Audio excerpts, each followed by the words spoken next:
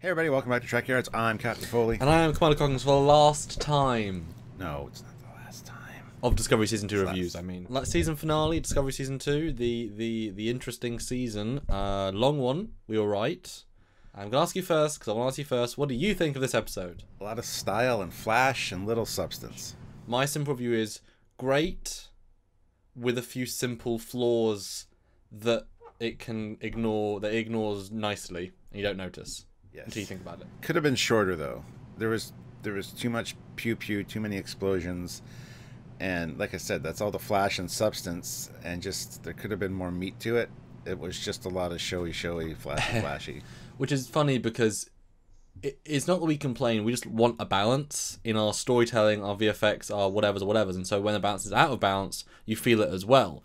This episode is not what I was expecting. It was very predictable to what we were talking about, but by the same token, it committed to one path completely. That could have been the end of the franchise in terms of the Discovery franchise. It was obviously built that way, and there was no, oh my god, in the future, there was no hook for next season.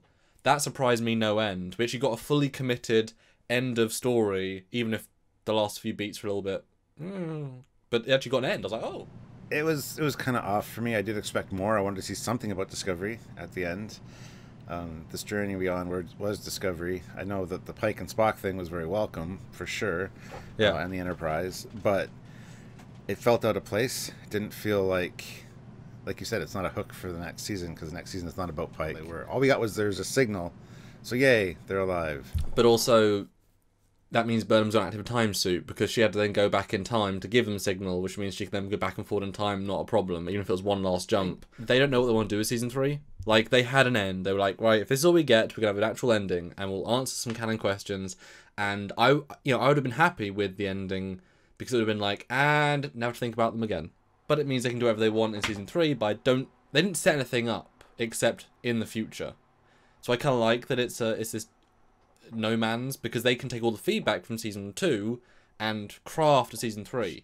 Because the thing is, we obviously analyse this stuff, so when it was revealed that she's going to go back and do all the signals, we're like, yep, what's next? Like, we had so many things that we knew were going to come, so there was nothing surprising except the end for me. The ending was surprising, but what about for you? Was there any twists and turns that you felt? Not really. I mean, Cornwell dying was a little bit odd for me, but not really unexpected. But that whole thing of that lodging in the Enterprise and being a torpedo and nothing special was really stupid.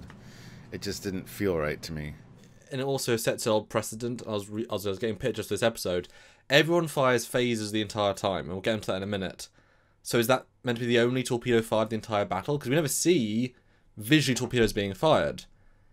And so the one torpedo is a special torpedo, which they call out being special, they call out being not special, and it blows up half the hull. But then, if they're that powerful, just keep firing torpedoes. One thing I thought quite early on is this battle is not written by someone who has any military tactician abilities. Like, they didn't plan a battle.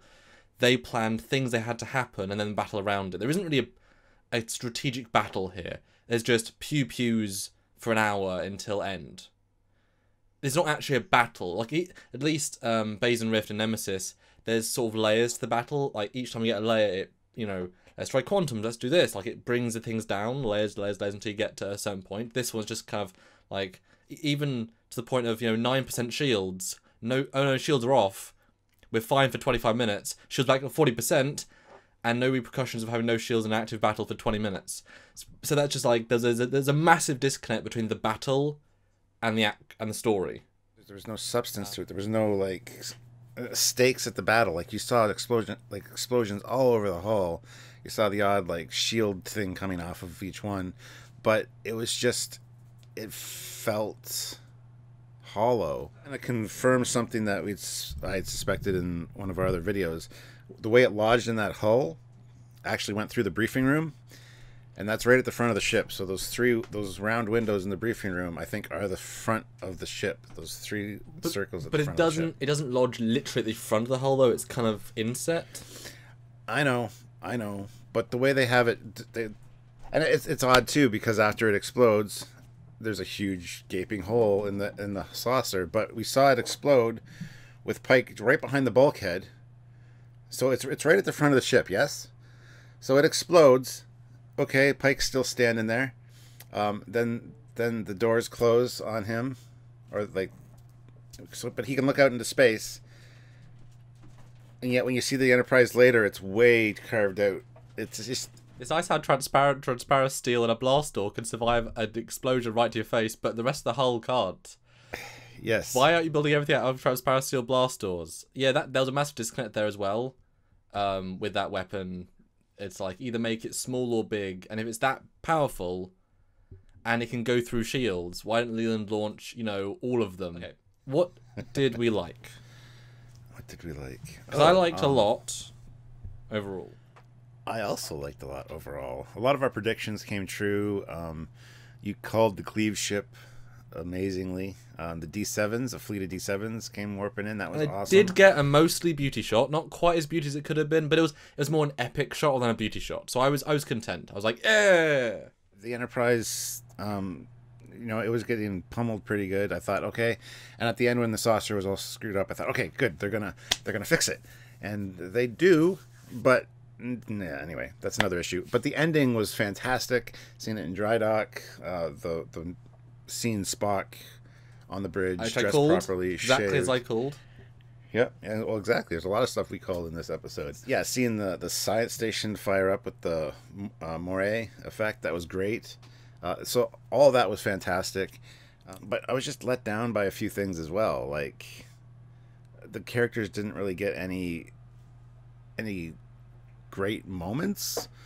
There's some confusing things like with Hugh, so there was a lot that I loved, but a lot that I was confused about. So it's a surprisingly good roller coaster ride, like surprisingly good. Speaking of roller coasters, that damn turbo lift is what caused an injury to a major cast member because of sorry. And not just that, but there's explosions inside the hull that are destroying things. So with the shields being active, you can still have explosions inside the hull, and yet the ship can still be absolutely fine. And I was really disappointed when the ship is like going towards an anomaly at the end. There's no hull damage at all. It's like that was your chance to actually have a really good looking like, oh no, it's damaged, but nope, and obviously yes, Voyager did it as well. But it's 2019 with the biggest budget of any Trek show. It should have some damage. Especially after a battle like that, when they had no shields for 15 to 20 minutes. Okay, even if real time it was like 5, it was still a long time. This is an episode where I think it is Discovery doing its best, but the Discovery team has some innate flaws in who's on the team, with some less well thought out plot points, not as scientific as it should be, not strategic as it should be, and some character moments aren't necessarily as earned as they should be. But the Discovery stuff I thought was really good, and they hit so many nails on the head. Again, the stuff we expect, but D7s looked amazing. They fired exactly as they should do. They had the torpedoes, the blue phasers. Phaser beams were a big thing this episode. The Enterprise felt big and strong and powerful. Although Stuart, over 200 ships. They launched 198 ships between them. Yep. 198 ships fit. Yep. In these 2 ships. I did love that line, because as soon as I heard we have 200 ships, you have 30, and I'm like, no, they don't, because I knew exactly from the preview what was coming with those drones splitting off. But we know how big the Discovery room is. I mean, that can probably launch maybe 30 things between shuttles and those pods at most. Tell me the Enterprise could launch 160. Well, yeah, there's a shot where they go behind the Enterprise as things are launching. It's like a clown car. The shuttle bay is like a clown car. They just keep coming out. It's like, where are they coming from? All they needed was 2 or 3 more ships. A Gagarin class, a Baran class, the ones we've seen before. Just have a few more of those ships there. It's not going to change the story feel at all. Because if Tyler can get word to both, the Klingons and Saru's planet for some reason, so he's obviously not using Federation comm channels, and yet he got signals to both of them with enough time for them both to warp in. So obviously why isn't he then sending signals to like Andorians using their dedicated subspace signals? And to be fair, Saru's sister, oh my god, the warriors of Kaminar, oh, that was cringe. The Kelpians flying Baul fighters. But anyway, besides that, we'll fight like Kelpians. They're passive their entire lives except the last 2 months. Fight like Kelpians! Yeah. There's no fight like Kelpians! The fact they didn't answer who actually contacted them. One of your crew contacted us. Who? It's like it was supposed to be this thing. Like it wasn't Tyler for some reason. It was somebody else, somebody mysterious, maybe Giorgio or something. But we never got an answer to that, and I didn't assume it was Tyler. I just assumed that they arrived roughly the same time with the Klingons. That line is so interwoven with Michael being the Red Angel go back to Kaminar. So I guess they're implying that she put a signal in when she was there in the past to come find them in the future, I guess. And did I call it that was Michael that stopped to look at Saru to say, "Hey, Saru, how's it going?" Who can EMP an entire planet, because this suit can do everything. Completely. Stuart. Even though they built it when the battle started, not the 5 hours before or the hour that they've been sitting there with Enterprise, which they said, "Oh, we can have it built." They weren't even working on it. They were synthesizing parts as the battle started and throwing the suits together. That's just stupidity, beyond stupidity. Stuart, it's amazing you can build a high-end special secret time suit that only existed a month ago in about 10 minutes. Yeah, it's great. The camera work is great. The pace is pretty good. The action's pretty good. But there's so many, like, we have to do this to get to this. And it's like, really? It was rushed. Like the last episode of season 1.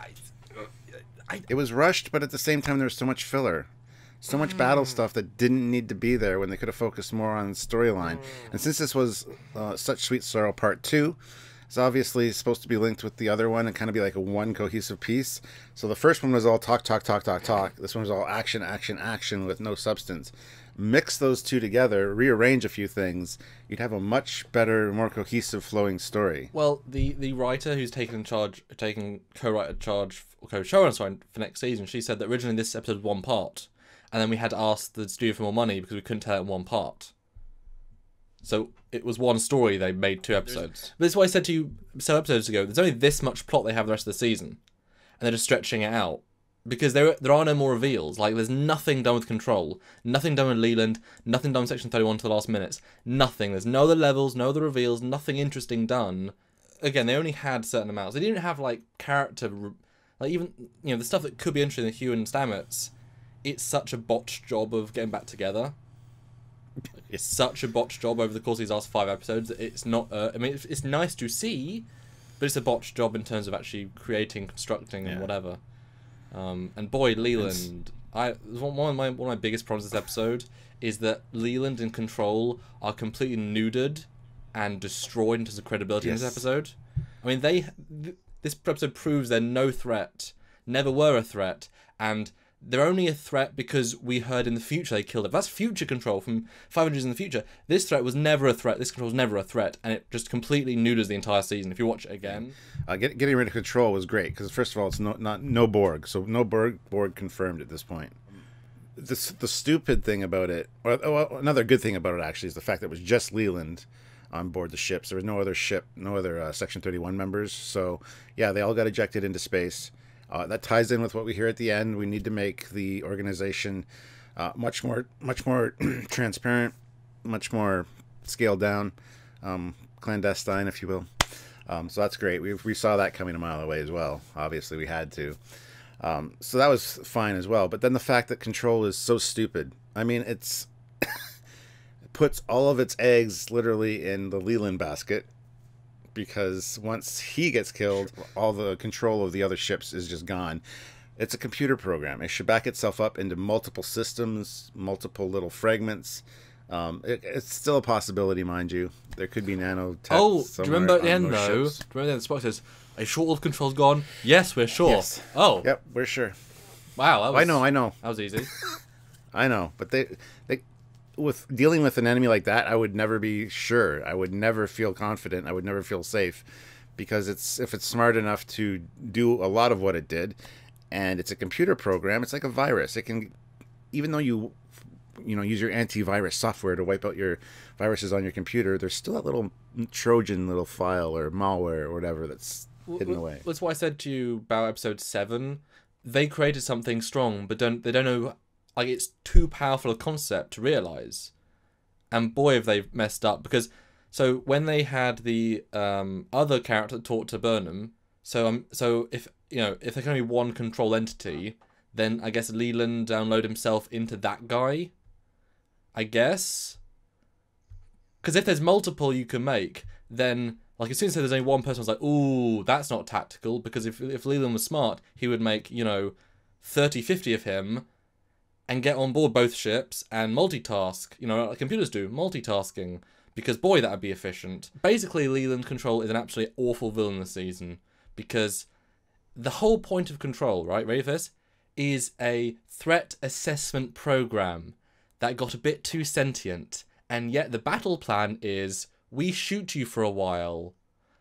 There's no battle plan here. There's no strategic assessment. There's no levels to this. Because you don't set up the stakes of how strong these ships are, you assume Section 31, incredibly powerful ships, incredibly effective, and yet they can't get through 2 ships. They're heavily outnumbered, with better weapons, theoretically, better everything, and there's no sense of anything. I even watch, just like DS9's battles, you watch some of the sequences, and some of the other ships aren't even shooting. It's like, they're only shooting drones? I mean, drones are all you're using? And then Leland's controlling them all by himself? There's no plan. And why... Like, Leland would have made multiple versions. The fact that he can recreate a face from no face means that the Nanix could build another version of Leland. Because if you can, you know what I mean? If you can recreate most of a face, it's not going to be a problem. Or just infect one body from each ship. You don't because they already did infect the other guy. Yeah, it seems strangely laughable what they can and can't do.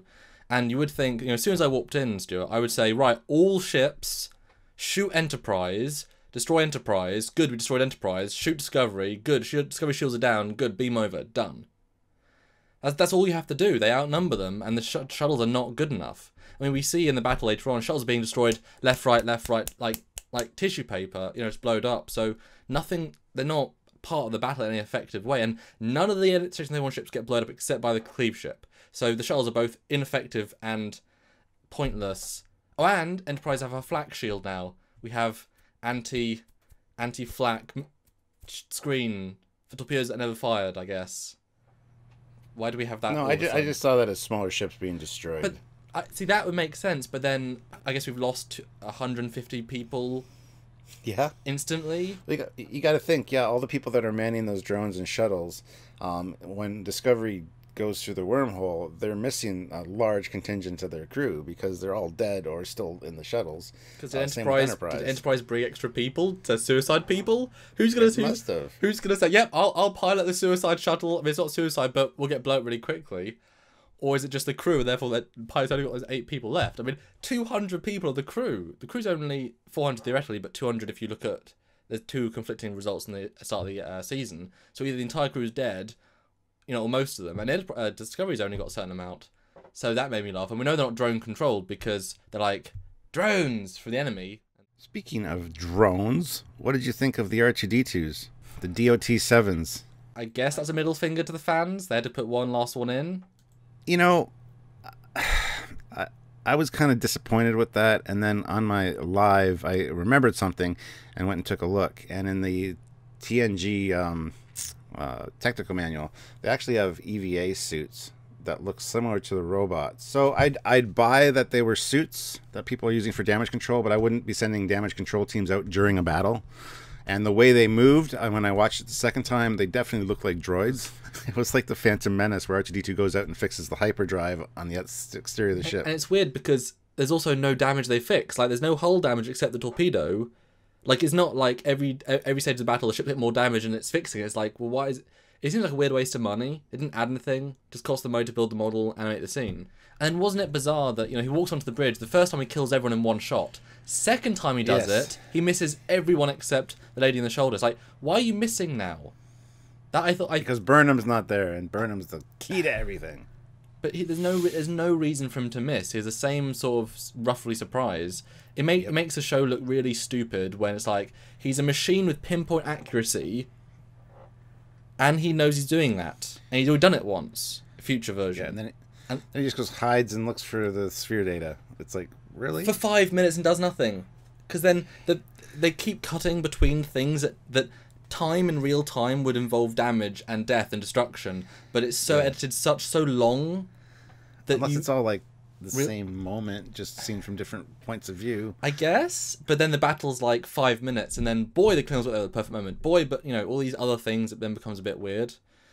Like, for example, when Pike's in the dealing with a torpedo, it's like you suddenly lose all the tension in the scene. They're going, and it's like there's no like, even though the torpedo's right there, you don't get a sense of the greater battle. You don't feel the energy of the outside, and it's like in this 5 minutes of discussion, you've lost another 20% of shields, because in the start of the battle they go from 100 to 70 to 50 in 5 to 7 minutes, and then yet they go from 9% last 30. And again, these are problems in all of Trek, but normally they don't last for 28 minutes and keep going when they're so keen to say. Like, they really needed some moments where we actually damage. Like when the shields go down, start to see, you know, the drones just like destroy the warp nacelles, because they don't need them to go through the wormhole. Just destroy the warp nacelles, and then cause damage to the saucer, and they, you know, cause hole. Like, the ship is pretty much destroyed, and then the shields come back up because they use the thing that Equinox uses. Fine, whatever, you can do it. Restore shields, and it's just a wreck. All you need is a computer core, but it's completely pristine with the shuttle bay still open, because that's a good thing to have in a time wormhole. Only one force field between you and. But it's funny because it's still super enjoyable. That's the funny thing. It breaks down on a few basic levels, but it's a really fun ride, and I was so surprised and impressed that they committed to the single storyline. That it was still in the battle, still on this thing. I was halfway through, and I was like, wow, when is the Burnham goes back in time and resets everything going to happen? Wow, they're really taking their time. 40 minutes in, wow, it'll be a quick turnaround. 50 minutes, wow, what are they going to do? Yeah, some nice visuals. The visuals in this episode are really good, for the most part. Her going through time is really good, although very different to how the mum did it. Like, the mum didn't need to fly through a wormhole. She turned them on, and then she instantly moved, whereas Burnham has to create a wormhole in front of her, then zoom towards it. So, where was the wormhole in Burnham's mum's office that destroyed the things around her? Because they say, we can't have anything near the event horizon or to destroy it. So shouldn't the base have been destroyed and killed the dad and the Klingons and Burnham? Everybody, yeah. So I feel like very much but this is what they do often. They forget things that have already happened in the show. Like, we need more power, we'll do this. Supernovas every 1 second, we've got a spore drive. No, we'll do a new tech to do them. Like, they keep forgetting their own plot points to get, because it's like they had where they wanted to go, but kept having to invent things along the route that kept breaking the end. Like Leland had, like Section 31 having a second person. That breaks Leland being killed, because all you need to have is 10 people, and now he can't, you know. There's so many things that break it. Like the EMP, well, we have to have it, let's use it, and then not mention it, let's break that. Let's have, you know. I mean, so this one didn't really hold up to the other one, like the other one did for me. The other one had a lot of good dialogue and stuff, and like, I scored it pretty high, but I think I skewed my rating system, as we talked about. This one, honestly, I'm going to have to give an 8.5, a little bit less than the last one, just because the last one had some good character moments, some great acting. This one was just so much pew pew pew pew pew pew pew pew pew pew, and that was great for what it was. There was too much action on screen and not enough answers, not enough substance going on. Well, I don't know. And it's funny because the action wasn't clever. It wasn't like Helm's Deep, you know, which is like a 50-minute battle, but it's stages. Guys, we found the video! Yay! The other one corrupted. Sorry. Yeah, Control took over our video feed, but we've killed Control now. We're good. It was easy. It took us 35 minutes. Yeah, the battle is, like I say, Helm's Deep is such an intricate, clever battle, and this one, there's no strategy. It would have been great, like you said earlier on, if they'd had a fleet of. I like all the ships that come in. Great, that works just fine. But if they'd actually had like 4 Federation ships, if the Admiral had brought a small fleet, and they all got destroyed because they were weaker, older, and so you have 4 captains, but that people we know, maybe Cornwall's on one, number 1 gets another, that one survives but gets crippled. You know, so you put characters in each, maybe even put I don't know who put them, whatever, and then each as they get crippled. And the Section 31 ships get destroyed, you get a sense of, 4 Section 31 ships remaining, sir. Okay, great, target on this one. And you get like a stage battle, maybe one like rams you, and then, rather than just pew pew, because every single ship survives except the shuttles and drones.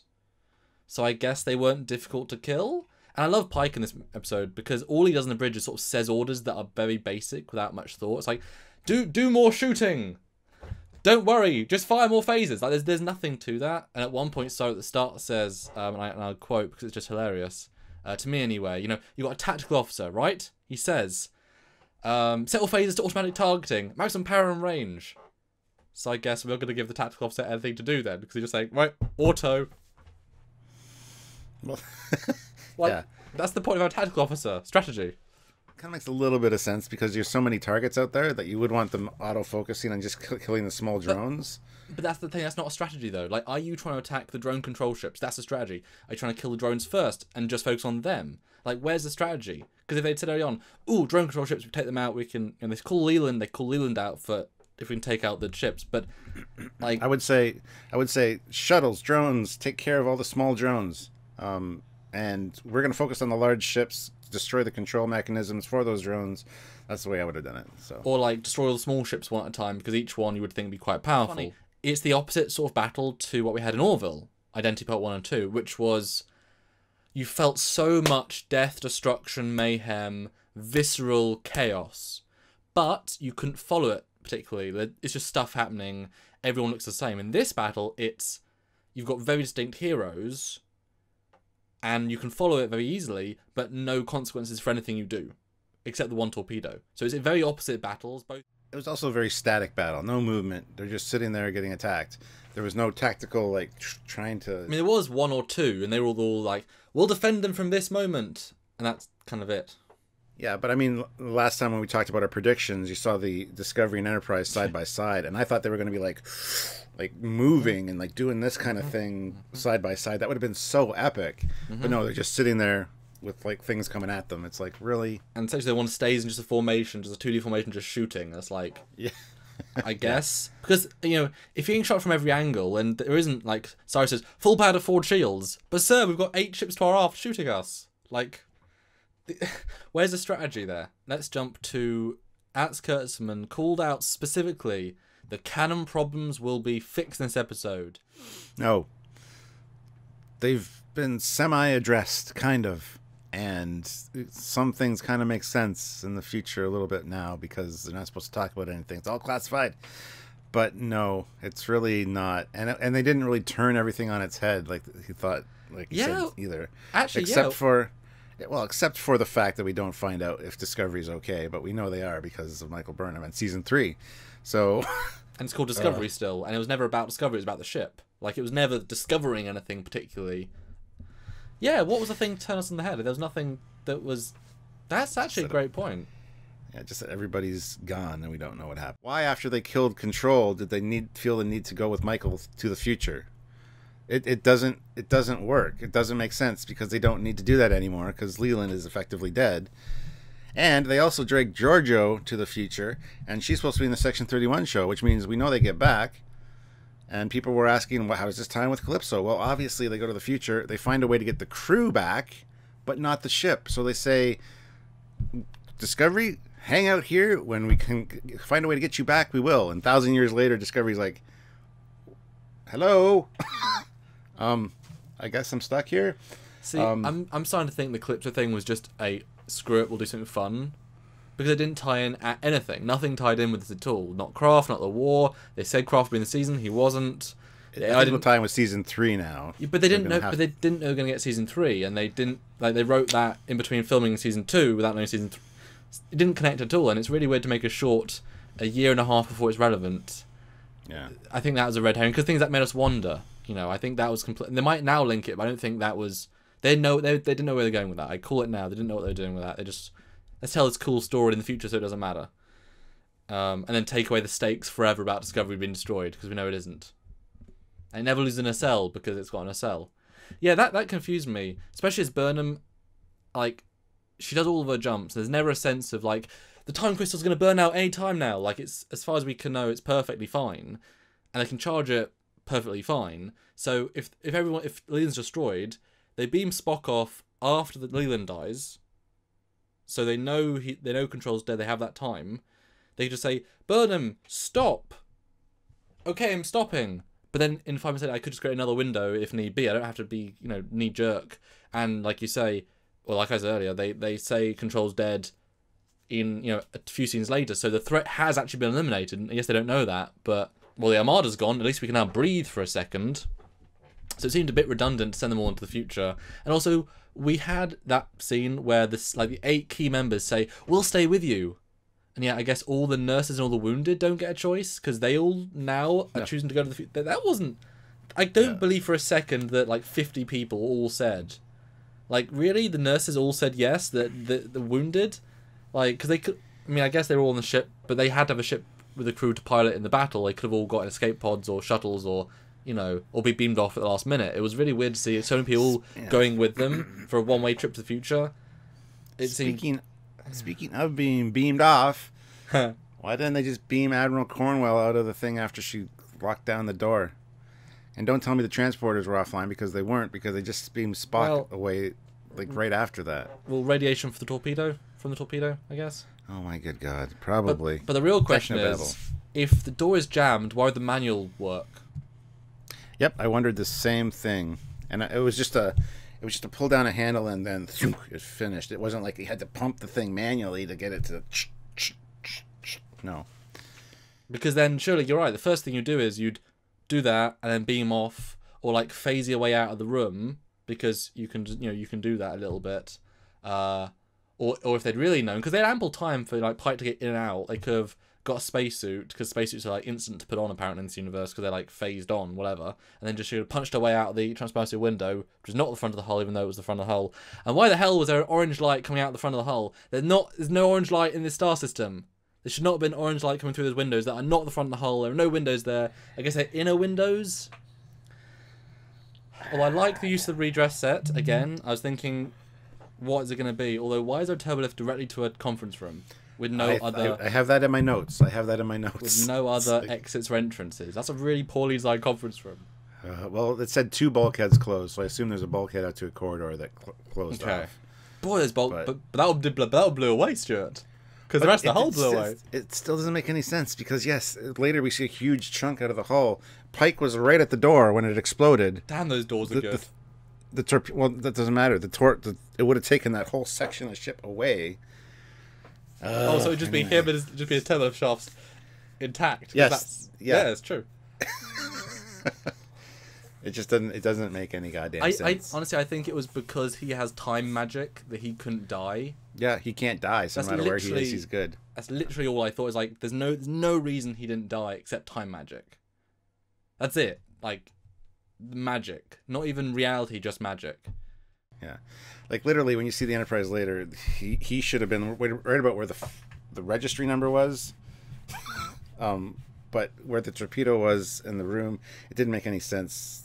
Like, you got to think about it. We got to compare the ship with where the torpedo was and do a whole conversation about that. And back to the canon problems, what's been solved. I mean, really, all we get is Discovery's out of the picture. But you're right, if they come back, that it's not going to be answered. We do have, we can never enter the spore drive again and all that stuff. But it's now a legal law. It seems like that's their solution, is that it's now illegal to mention the spore drive or anything in relation to that, or Michael Burnham. So that's why I never heard Spock, because it's a law. Like, you know that everyone in the Federation knows about the spore, like every ship knows about the spore drive because it was the thing that won the war. Like, everyone knows about Discovery, so no one can mention the ship. But yeah, the rest of it is kind of like just for the fans. Like, hey, this is why you've never heard of his sister. That's why you never heard of the spore drive.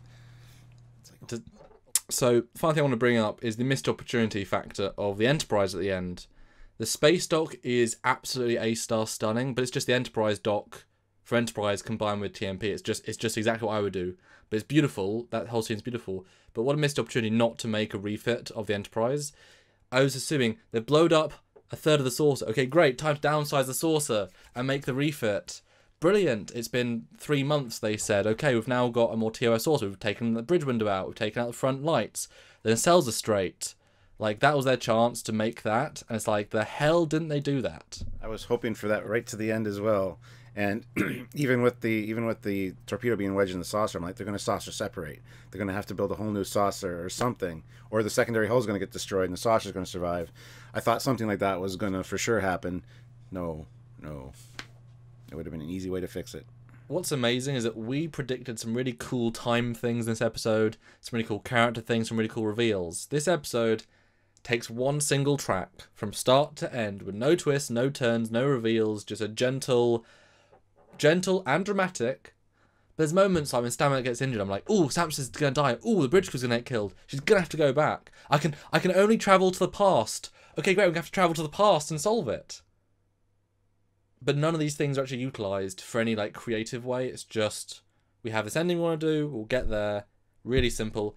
Great ride, but really simple and underdeveloped, and both really easy, no real challenge, and some big like, that doesn't make sense, that doesn't make sense, that doesn't make sense. But that is just Discovery. So the fact that it's a good episode, well written, reasonably well paced, like funly paced, and I was like, hell of a ride.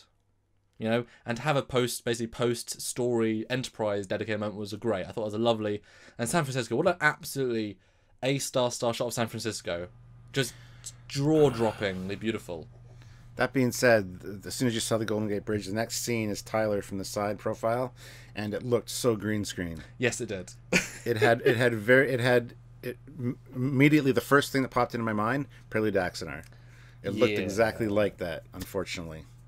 Just the profile shot. The rest was really good. Well, I thought maybe they decided to end the season differently, so they brought the actors back in, refilmed a new ending on the greens because they couldn't build digital sets, and we were going to see the new Enterprise, like an altered version, and like some new TOS-y thing, like more like an evolutionary step, and that was why everything green screen. And why the hell was that officer wearing Discovery uniform? You know, a 45-year-old uniform, despite it being 8 months since the start of the season, and the uniforms are perfectly in circulation. Why the hell are they still wearing the old uniforms? It's been 45 years of using them. It's been... Although, God, that explains why they don't use Enterprise uniforms the next season. Because they're in the future, and they don't think, oh, we can make all the old uniforms again, all the Enterprise uniforms again in about 1 minute, because we've got replicators, but we're not going to, because why would we? That's why they're going to keep the old uniforms and not update with the rest of the universe, because they're not in the universe anymore. Okay, so what's your final score? You said 8? 8.5? I'm going to give it an 8. 8. I think this one deserves multiple scores. As an episode of Discovery, it's a strong 9. But that's like on Discovery's terms, you know?